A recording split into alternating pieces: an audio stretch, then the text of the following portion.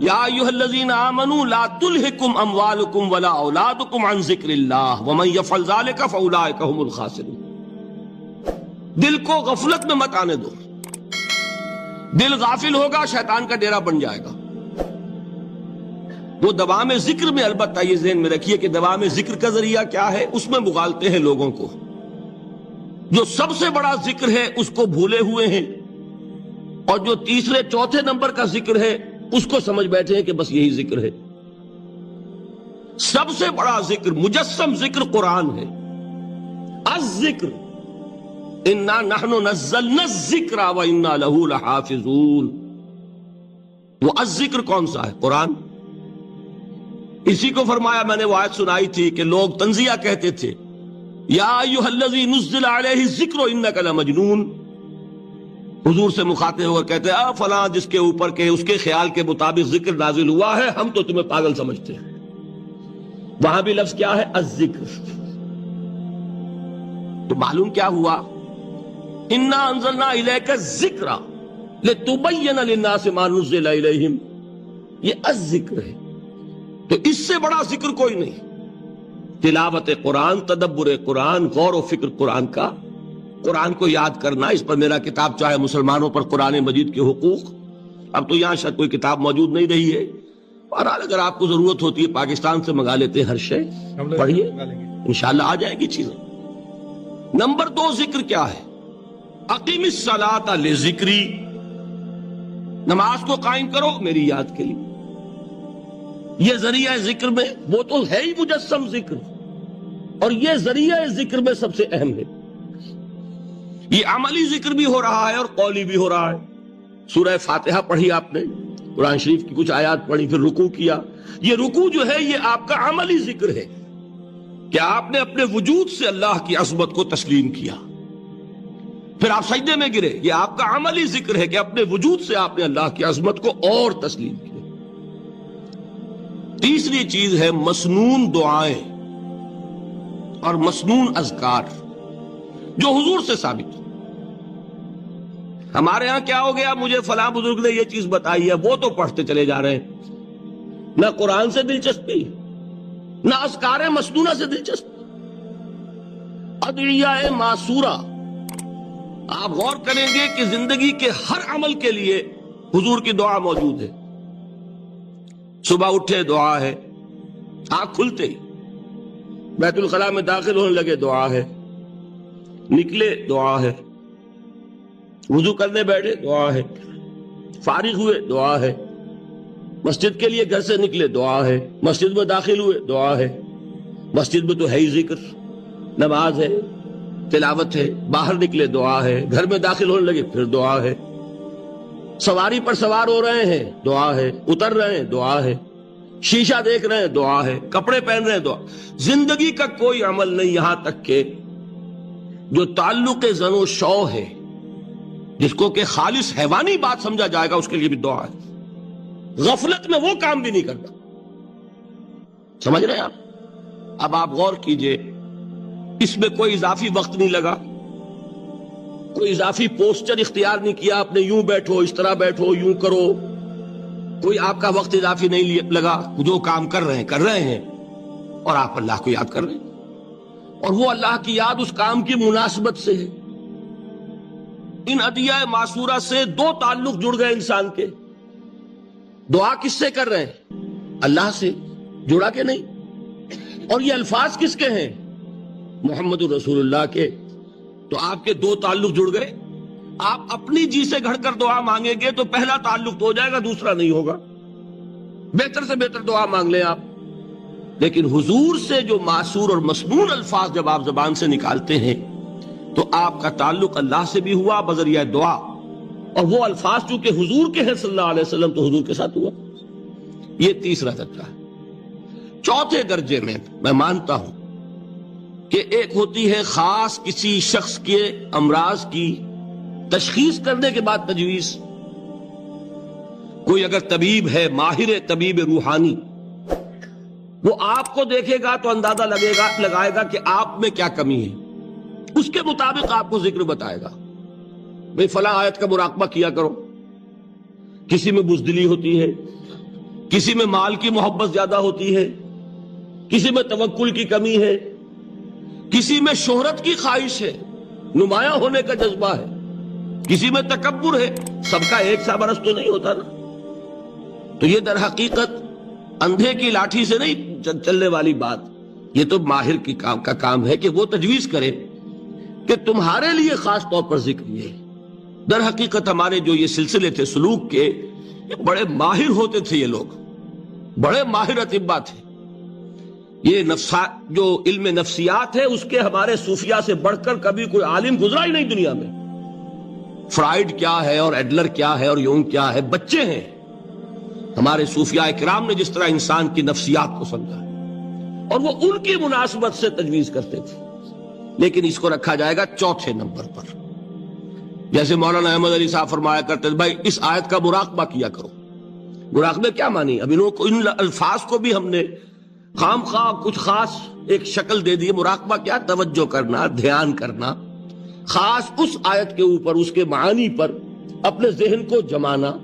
وہ کیوں ہے؟ تاکہ آپ کے اندر جو کمی ہے اس کی تلافی اس سے ہو. لیکن یہ کہاں آئے گا؟ چوتھے نمبر پر. سمجھ گئے؟ تو نفاق سے بچنے کا ذریعہ، پریونشن کیا ہے نفاق سے؟ دوام ذکر. نہ تمہیں تمہاری اولاد، نہ تمہارے اموال، نہ تمہاری تجارت، نہ کاروبار اللہ کے ذکر سے غافل نہ کر سکے. پنجابی میں کہتے ہیں کہ ہتھ کارول اور دل یارول. کام کر رہے ہیں آپ، لیکن یہ کہ دل اللہ کے ساتھ لگا ہوا ہے، زبان تر ہے اللہ کی یاد سے. جو قرآن یاد ہے، گاڑی میں آپ بیٹھے جا رہے ہیں، 2 گھنٹے آپ کو کار میں لگانے ہیں، قرآن شریف پڑھتے جائیے. اس سے بڑا ذکر ہی کوئی نہیں. یہ ہے پریونشن. اب اگر مرض ہو جائے تو کیا؟ اس کے لیے 2 چیزیں ضروری ہیں. ایک دیکھیے عجیب ہے، یہ نفاق کا علاج انفاق سے. صرف ایک الف لگانا. انفاق کے معنی اور ہے. یہ بنا ہے کس سے؟ نفقت الدراہم، پیسے ختم ہو گئے، مک گئے. یا نفق الفرس، گھوڑا مر گیا. تو مال کو کھپانا، لگانا اللہ کی راہ میں. اگر دل میں نفاق کی کوئی آلائش آئی ہے تو اس کا ازالہ ہوگا انفاق فی سبیل اللہ سے. مال اللہ کی راہ میں دیجئے، صدقہ کیجئے، خیرات کیجئے، دیجئے، اللہ کے دین میں لگائیے. جتنا لگائیں گے نفاق دھل جائے. اس لیے کہ اصل سبب نفاق کا ہے ہی حب دنیا، دنیا کی محبت. لہذا اس کا ازالہ ہوگا جو سب سے محبوب شے ہے، مال. انہ لحب الخیر لشدید. مال محبوب ترین ہے کہ نہیں؟ لہذا اس کو اللہ کی راہ میں لگائیں گے تو وہ نفاق دھل جائے گا. اور ایک اور چیز ہے جو بہت اہم ہے، بہت ہی شعوری طور پر اس کا اہتمام کیجئے. جس وقت دین کے کسی فرض کی انسان کو سمجھ آ جائے، اس کا شعور پیدا ہو جائے، پھر ڈیلے نہ ہو. ذرا سا ڈیلے جو ہے اس پر عمل کرنے میں، یہ در حقیقت نفاق کو جڑ پکڑنے کا موقع دینا ہے. Immediate action. ایک بات سمجھ میں آ گئی، فوراً عمل کرو. اس میں شیطان کیا کرتا ہے؟ ذرا ٹھہر جاؤ، ابھی دیکھو یہ فرض ہے، یہ ذمہ داریاں ہیں، یہ کرنا ہے، وہ پھر لگا دینا اپنے آپ کو. بہت سے لوگ کہتے ہیں بس یہ ریٹائرمنٹ کے بعد تو سارا میں دین کے لیے وقف کر دوں گا. اول تو خدا کے بندے تمہارے اندر رہ کیا جائے گا ریٹائرمنٹ کے بعد؟ سارا تو کھپ چکو گے، رہ کیا جائے گا؟ دوسرے یہ کہ یہ بھی جان لیجئے کہ کار دنیا کسے تمام نہ کر. ریٹائرمنٹ کے بعد کون فارغ ہو جاتا ہے؟ بیٹوں بیٹیوں سے فارغ ہوئے تو پوتے پوتیاں موجود ہیں، نواسے نواسیاں موجود ہیں. کبھی بھی وہ بوجھ ختم نہیں ہوتا زندگی کا. وہ تو یہ کہ آج بات سمجھ میں آئی ہے تو آج عمل ہونا چاہیے. قرآن مجید میں سورہ انعام میں بڑی شدید وعید آئی ہے. الفاظ ہیں یہ، وَنُقَلِّبُ أَفْئِدَتَهُمْ وَأَبْصَارَهُمْ كَمَا لَمْ يُؤْمِنُوا بِهِ أَوَّلَ مَرَّةٍ. انسان پر ایک حقیقت کا انکشاف ہوا کہ یہ بات حق ہے، فوراً تسلیم کرے. کسی مصلحت کی وجہ سے، کسی بزدلی کی وجہ سے، کسی لالچ کی وجہ سے، کسی اپنی سیادت یا قیادت کی وجہ سے کیسے مان لوں؟ لوگ کہیں گے کہ یہ نیچے ہو گیا، وہ اونچا ہو گیا جس کی بات مانی. کسی وجہ سے رک گئے تو اللہ تعالیٰ اندر سے وہ جو استعداد ہے حق کو پہچاننے کی وہ سلب کر لیتا. وَنُقَلِّبُ أَفْئِدَتَهُمْ وَأَبْصَارَهُمْ، ہم الٹ دیں گے ان کے دلوں کو بھی اور ان کی آنکھوں کو بھی. کیوں؟ كَمَا لَمْ يُؤْمِنُوا بِهِ أَوَّلَ مَرَّةٍ، اس لیے کہ وہ پہلی مرتبہ جب انکشاف حق ہوا ہے وہ ایمان نہیں لائے. اس کا میں ایک واقعہ آپ کو سنانا چاہتا ہوں کہ کس طرح صحابہ کرام پر بھی وقتی طور پر یہ واقعہ اگر صحابہ کرام کا نہ ہوتا تو یہ حقائق سمجھ میں نہ آتے. غزوہ تبوک کے موقع پر یہ میں جملہ انکمپلیٹ رہ گیا، ضعف ایمان کا حملہ ہو جاتا تھا، نفاق کا نہیں معاذ اللہ، لیکن ضعف ایمان ہی کی اگلی منزل شروع ہو جاتی ہے نا، نفاق.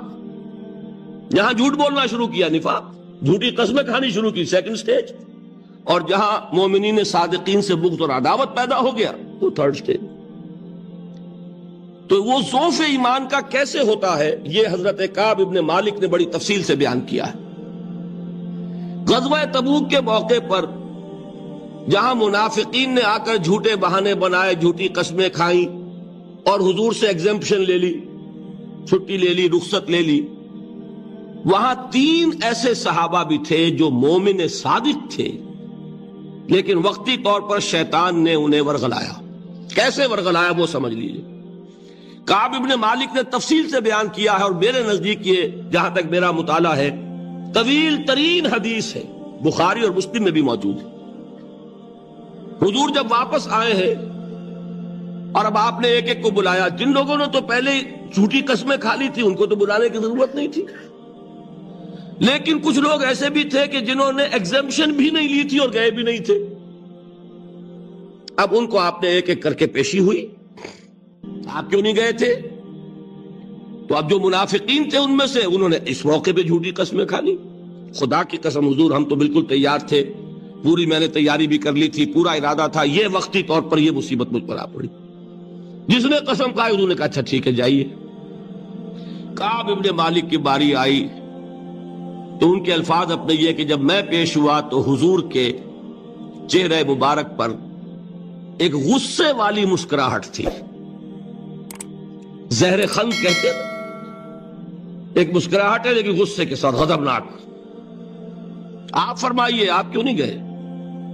حضرت کعب یہ فرماتے ہیں کہ میں نے عرض کیا کہ حضور زبان میرے پاس بھی ہے، جھوٹ میں بھی بول سکتا ہوں، لیکن جھوٹ بول کر میں اس وقت آپ کی ناراضگی سے تو بچ جاؤں گا لیکن اللہ کے پکڑ سے نہیں بچ سکوں گا. میں اعتراف کرتا ہوں کہ جتنا صحت مند میں اس زمانے میں تھا کبھی نہیں تھا، جتنا فارغ البال اس وقت تھا کہ میرے پاس ساز و سامان موجود تھا راستے کے لیے، اتنا میں کبھی نہیں تھا. لیکن ہوا کیا؟ ہوا یہ کہ مجھے میرے نفس نے، شیطان نے پٹی پڑھائی. وہ پٹی کیا پڑھائی کہ حضور تو 30,000 کے لشکر کے ساتھ چلیں گے تو لشکر تو سلولی موو کرے گا نا، تمہارے پاس بڑی تکڑی، بڑی توانا صحت مند اونٹنی ہے، تم ذرا 2 دن بعد چلنا تیزی کے ساتھ اور حضور سے مل جانا، بس یہ تاخیر کارواں. تو انہیں خیال آیا کہ ابھی 2 دن گھر کی ٹھنڈی چھاؤں ہے، میں یہاں پہ جو آرام ہے وہ کر لوں. مجھے جگر کا شعر یاد آیا ہے کہ تپتی راہیں مجھ کو پکاریں، دامن پکڑے چھاؤں گھنیری. ایک طرف فرض کی پکار ہے، اس میں تو ظاہر بات ہے کہ وہ تپتی راہیں ہیں، لا تنفروا فی الحر سنا چکا ہوں آیت. یہاں گھر میں نخلستان میں کھجوروں کی چھاؤں میں اہل و عیال میں یہ ٹھنڈی چھاؤں جو ہے یہ پکڑ رہی ہے، بھائی 2 دن ٹھہر کے چلے جانا، ٹھیک ہے، کوئی نیت میں خرابی نہیں نا. اس کے بعد پھر جب ابھی 2 دن اور ٹھہر جاؤ، یہ تو بڑا لمبا سفر ہے، ذرا تیز اور دوڑ لینا. تو فرماتے ہیں کہ حضور میں اسی طریقے سے تاخیر و تعویق میں پڑا رہا، یہاں تک کہ ایک روز اچانک مجھ پر یہ چیز منکشف ہوئی کہ تو میں چاہے کتنا بھی تیز چل لوں میں آپ سے نہیں مل سکتا. میرے اعصاب ڈھیلے ہو گئے، اس طرح میں محروم رہ گیا. حضور نے بائیکاٹ کا حکم دیا صحابہ کو. 3 صحابہ تھے ایسے, 2 اور تھے جنہوں نے اسی طریقے سے اعتراف کیا. حضور نے حکم دے دیا کوئی ان سے گفتگو نہ کرے. سوشل بائیکاٹ بڑی سخت سزا تھی جو دی گئی ہے, اس کی بڑی تفاصیل ہے. اللہ تعالیٰ شوق دے تو وہ حدیث پوری پڑھیے. میں نے تو 2 جمعوں میں ایک مرتبہ صرف اس ایک حدیث کو بیان کیا تھا. شاید کہیں کیسٹس ہوں میرے ہاں, ہمارے نمبر کوئی مجھے یاد نہیں ہے, لیکن یہ بڑی عجیب حدیث ہے. لیکن اس میں جو اصل سبق ہے وہ کیا ہے؟ اس طریقے سے شیطان لے تو لال, تاخیر, تعویق, ابھی کیا جلدی ہے, ذرا اس کام سے فارغ ہو لو, ذرا پھر تلافی کر لینا, ذرا زیادہ زور سے کام کر لینا. یہ وہ چیز ہے کہ جو وہ تو خیر صحابی تھے, بچ گئے. اگر وہاں جھوٹی قسم بھی کھا دیتے تو گئے تھے. یہ تو اتنا ہی ہے نا, مردی و نامردی قدم فاصلہ دارت. اس میں تو یہی ہے کہ ذرا ایک جھوٹی قسم کھا دیتے, جھوٹے بہانہ بنا دیتے تو اب ضعف ایمان نہ رہتا, وہ نفاق کی سرحد شروع ہو جاتی. وہ اللہ تعالیٰ نے ان کو بچایا. لیکن یہ کہ ہم کیسے بچیں گے اگر ہم نے یہ روش اختیار کی؟ لہذا 3 کام. دوام ذکر نمبر 1, اس کی میں شرح کر چکا ہوں. 4 اذکار یاد کر لیجئے گا ان کو, ورنہ کیا فائدہ. نمبر 2, انفاق فی سبیل اللہ, نفاق کا علاج انفاق سے. نمبر 3, یہ عادت اپنے اندر پیدا کیجئے شعوری طور پر کہ جب ایک حقیقت واضح ہو جائے فوراً اعتراف کہ ہاں بھائی بات ٹھیک ہے آپ نے. جب ایک فرض کا احساس ہو جائے فوراً اس کی ادائیگی کے لیے آغاز. تاخیر و تعویق ہے کہ جس سے پھر نفاق کو موقع ملتا ہے. اللہ تعالیٰ مجھے اور آپ کو حقیقی ایمان عطا فرمائے اور نفاق سے بچائے رکھے. اب آئیے حقیقت و اقسام شرک پر. دیکھیے, ہر شخص یہ جانتا ہے کہ اسلام دین توحید ہے. ایک لفظ میں اگر کہیں گے تو اسلام کا سب سے بڑا وصف, سب سے بڑی علامت توحید. وہ جو اقبال نے کہا کہ توحید کی امانت سینوں میں ہے ہمارے, آسان نہیں مٹانا نام و نشاں ہمارا. تو توحید ہے. توحید کی ضد ہے شرک. ٹھیک, اس سے میں ایک نتیجہ نکالتا ہوں. کوئی مسلمان جان بوجھ کر مشرک نہیں ہو سکتا. یہ میرا نتیجہ ہے. جان بوجھ کر مشرک نہیں ہو سکتا. وہ شرک میں مبتلا ہوگا تو ناسمجھی میں ہوگا, نادانی میں ہوگا, وہ اسے شرک نہیں سمجھے گا. یہ ممکن نہیں ہے کہ کوئی مسلمان ہو, گیا سے گیا مسلمان, گزرا سے گزرا مسلمان, گھٹیا سے گھٹیا مسلمان, لیکن وہ شرک کو شرک سمجھتے ہوئے اس میں آلودہ ہو جائے. ہوتا کیا سمجھ میں نہیں آتا کہ شرک. تو ضرورت بہت ہے کہ ہم یہ پہچانیں کہ یہ شرک ہے کیا. دوسری بات یہ جان لیجئے, ہمارے دین میں ناقابل عفو جرم کون سا ہے؟ 2 مرتبہ بیان فرمایا گیا سورہ نساء میں صرف, ان اللہ لا یغفر ان یشرک بہ ویغفر ما دون ذلک لمن یشاء.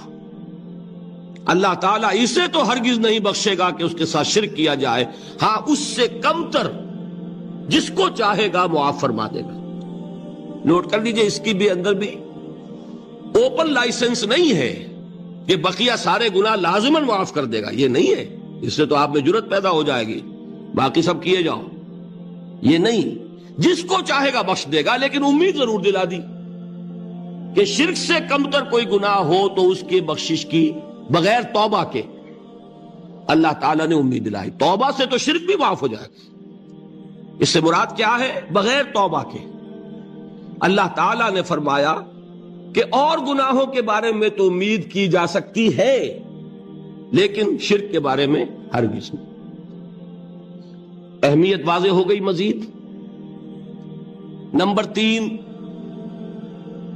اس شرک کی ہماگیریت کا عالم یہ ہے کہ سورہ یوسف کی آیہ مبارکہ ہے, وَمَا يُؤْمِنُ أَكْثَرُهُمْ بِاللَّهِ إِلَّا وَهُمْ مُشْرِكُونَ.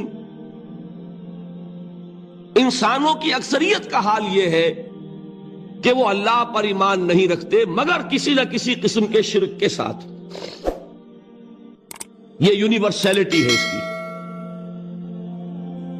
کہ اللہ کو بھی مان رہے ہیں لیکن کسی نوع کا شرک جو ہے وہ بھی لگا رکھا. وما یؤمن اکثرهم باللہ، انسانوں کی اکثریت کا حال یہ ہے کہ وہ ایمان نہیں رکھتے اللہ پر، الا وهم مشرکون، مگر یہ کہ کوئی نہ کوئی شرک بھی کرتے ہیں. چوتھی بات یہ سمجھیے کہ شرک ہر دور میں بھیس بدل کر آتا ہے. یہ ضروری نہیں ہے کہ شرک کی جو قسمیں آج سے 200 برس پہلے تھیں صرف وہی آج بھی رہے. ہو سکتا ہے کہ بالکل نئی شکلیں اس شرک نے اختیار کر لی. اس سے کیا نتیجہ نکلا کہ اگر اجتہادی بصیرت نہیں ہوگی تو ہو سکتا ہے کہ ایک شخص جو ہمارے سابق علماء نے لکھ دیا کہ یہ چیز شرک، یہ چیز شرک، یہ چیز شرک، یہ چیز شرک، آج سے 500 برس پہلے کا انسان بڑے سے بڑا عالم دین اپنے زمانے کے شرک کو پہچان کر تو لکھ سکتا ہے. اس سے تو آپ بچ رہے ہیں. امام ابن تیمیہ نے اس کو شرک قرار دیا، اس کو شرک قرار دیا، اس کو شرک قرار دیا. کوئی شخص ہے جو اس سے تو بچ گیا. امام صاحب کی دی ہوئی بصیرت سے اس نے ان جو اقسام ہے شرک کی ان کو پہچان لیا، لیکن یہ عین ممکن ہے کہ آج کے شرک کو وہ نہ پہچان رہا ہو. اپنی جگہ وہ سمجھ رہا ہو اپنے آپ کو بہت بڑا موحد، جبکہ اس دور کا جو شرک ہے اس میں ملوث ہو. اس کو میں نے کہا ہے کہ اس شرک کے بارے میں بڑی اجتہادی بصیرت کی ضرورت ہے. فارسی کا ایک شعر ہے، بڑا پیارا شعر ہے، بہر رنگے کے خواہی جامہ می پوش، من انداز قدت رامی شناسم. اپنے محبوب سے کہہ رہا ہے شاعر کہ تم جس طرح کا چاہو لبادہ اوڑھ لو، میں تمہیں تمہارے قد سے پہچان لوں گا. کتنا ہی چھپا لو اپنے آپ کو، کیسے ہی لباس بدل لو، بہر رنگے کے خواہی جامہ می پوش، من انداز قدت رامی شناسم، میں تمہارے قد سے تمہیں پہچانوں. یہ اگر بصیرت نہ ہو کہ شرک کو اس کے قد سے پہچان سکیں آپ، اس کے لیے ضرورت ہے اصولوں کی. دیکھیے جس طرح الجبرا کے اصول ہوتے ہیں، فارمولا ہے، فارمولا ہاتھ میں آ گیا، مسئلے حل کرتے چلے جا رہے ہیں، آپ اپلائی کرنے کی دیر ہے فارمولے کے. اگر آپ نے صرف گنتی کر کے کسی زمانے کے شرک وہ تو سمجھ لیے، لیکن وہ بصیرت باطنی حاصل نہیں ہوئی، اجتہادی بصیرت، وہ اصول ہاتھ میں نہیں آئے کہ جس سے آپ پہچان سکیں، تو ہو سکتا ہے کہ اس دور کے شرک کو آپ نہ پہچان سکیں.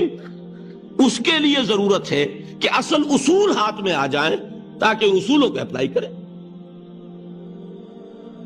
ایک بات مجھ سے اور سن لیجئے، میرا اپنا یہ تاثر ہے، ہمارے دین میں خیر، بھلائی، نیکی، چاہے وہ نظریے کی ہو، علم کی ہو، عقیدے کی ہو، عمل کی ہو، اخلاق کی ہو، وہ سب کیا ہے؟ وہ توحید ہی کے شجرہ طیبہ کی شاخیں ہیں. اور شر، برائی،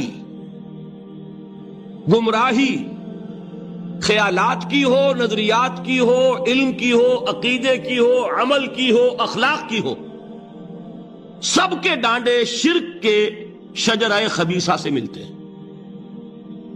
اس شجرہ خبیثہ کے برگوبار ہے جو بھی برائی ہے، عمل کی یا علم کی، اور اس شجرہ طیبہ کے برگوبار ہے جو بھی خوبی ہے، عمل کی یا عقیدے. یہ میرا تاثر ہے.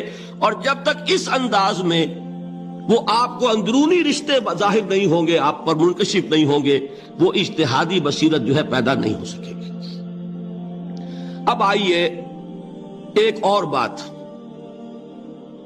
دیکھیے، شرک میں اور الحاد میں کیا فرق ہے، یہ بھی ہم نہیں سمجھتے. الحاد، مادہ پرستی، وہ کیا ہے؟ ایتھیزم، کسی بھی خدا کا انکار. ہمارے آج کے دور کی سب سے بڑی گمراہی یہ ہے. شرک کیا ہے؟ خداؤں کو ماننا. یہ کیا ہے؟ تھیزم ہے، لیکن پولی تھیزم ہے.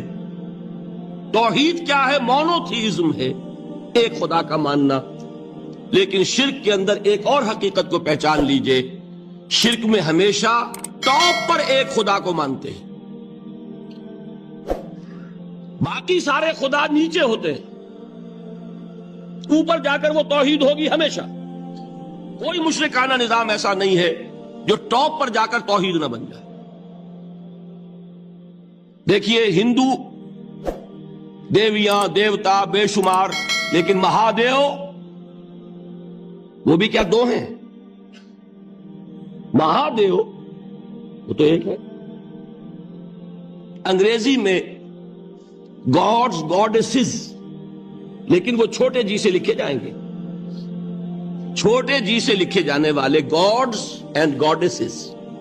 رومن مائتھولوجی ہو، گریک مائتھولوجی ہو، ان دیویوں دیوتاؤں کے نام ہی آپ نہیں یاد کر سکتے، لیکن گاڈ بڑے جی سے وہ ایک ہے کہ نہیں؟ ٹاپ پر جو ہے وہ ایک ہے، اس کو وہ بھی مانتے ہیں کہ اومنی پوٹنٹ، اومنیشنٹ، اومنی پریزنٹ، علی کل شیء قدیر، بکل شیء علیم، ہر جگہ موجود، وہ تو ایک ہی ہے، وہ تو کیپٹل جی سے لکھا جائے گا۔ باقی اس کے نیچے فوج ہے دیویوں کی، دیوتاؤں کی، خداؤں کی اور خدانیوں کی، وہ گاڈز اینڈ گاڈیسز ہیں۔ عرب میں کیا تھا؟ میں نے پہلے آپ کو وہ دو مثالیں دے دی ہیں، تیسری اور ایران کی لے لیجئے۔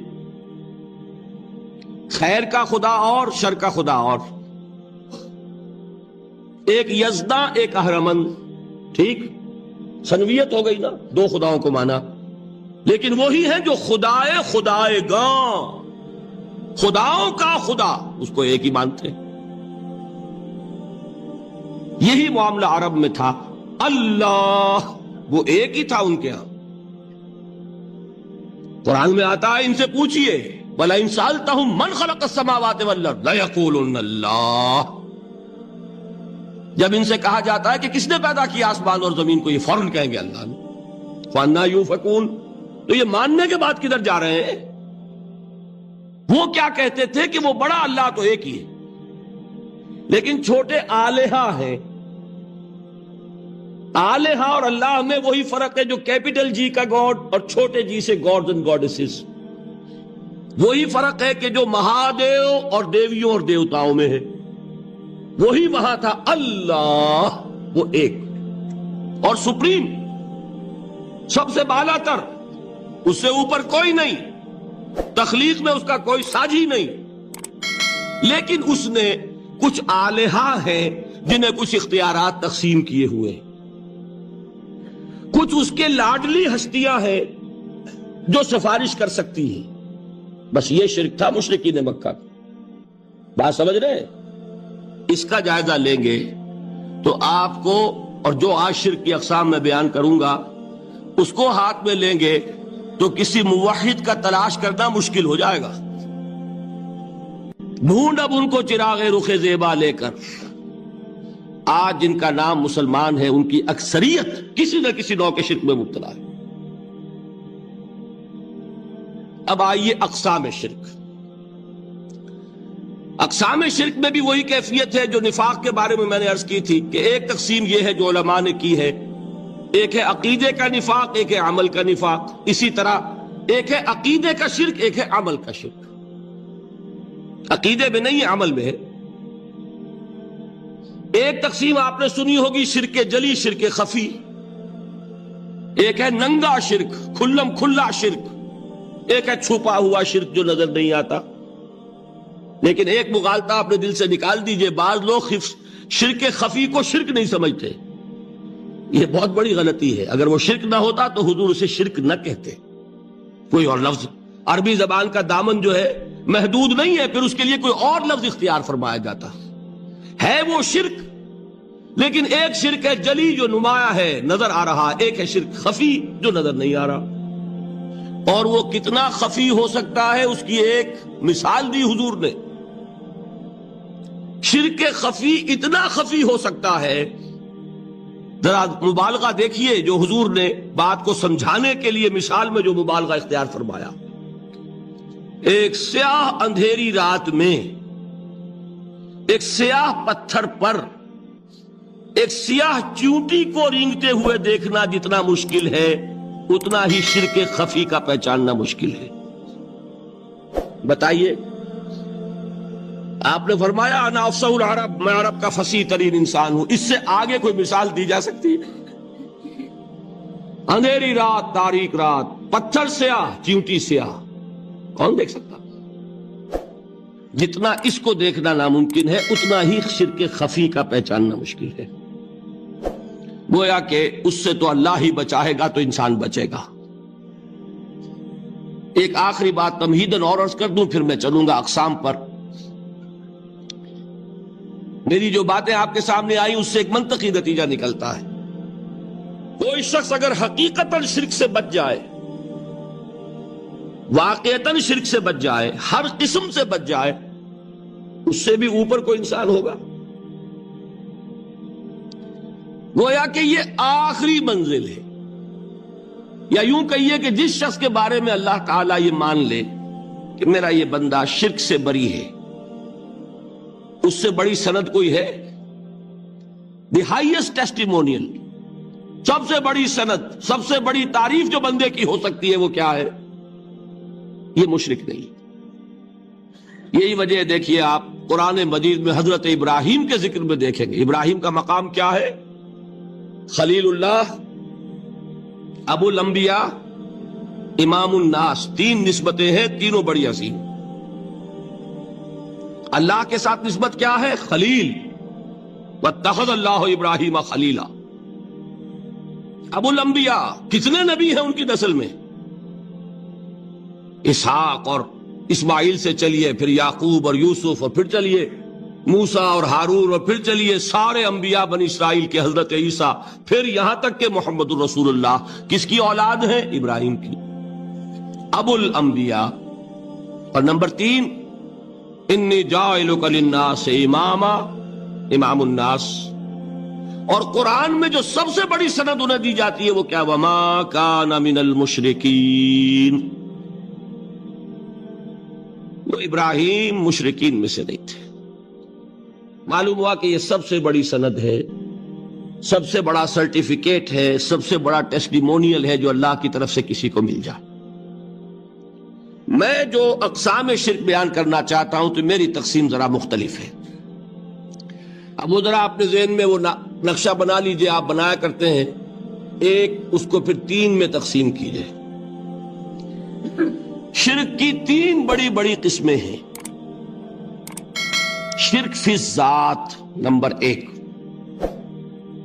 شرک فی الصفات نمبر 2،